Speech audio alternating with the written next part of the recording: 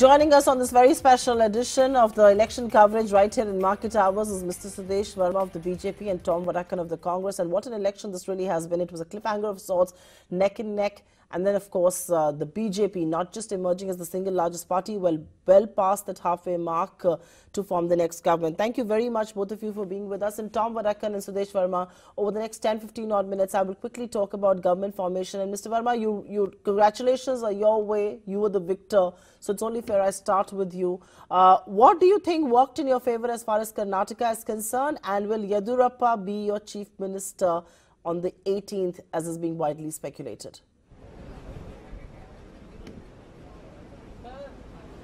You see, we were surprised because there was no reason for Congress to expect that, the people of Karnataka were going to vote for them. When the state had witnessed 3,800 suicides of farmers and this infrastructure in Bangalore collapsed.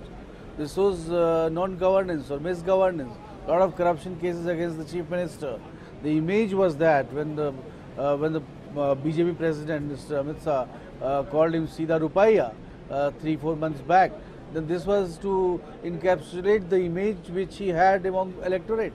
Congress was running a vacuous campaign, just trying to fool people. Yes, they were in power and they were helped by certain media people also.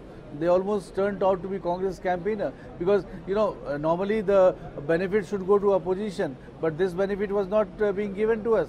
Initially, we were thought of as if we were not in the race at all, but which was not the case because our party president had actually toured 57,000 kilometers in Karnataka, and he had addressed all the booth level workers. Okay. We were very confident that we had an edge, and of course that got further strengthened when Prime Minister Modi campaigned. Okay. Sudesh Verma, you made your opening comments there. I think as a victor, you need to be a little more humble about your victory, but I take that point about you campaigning through Karnataka.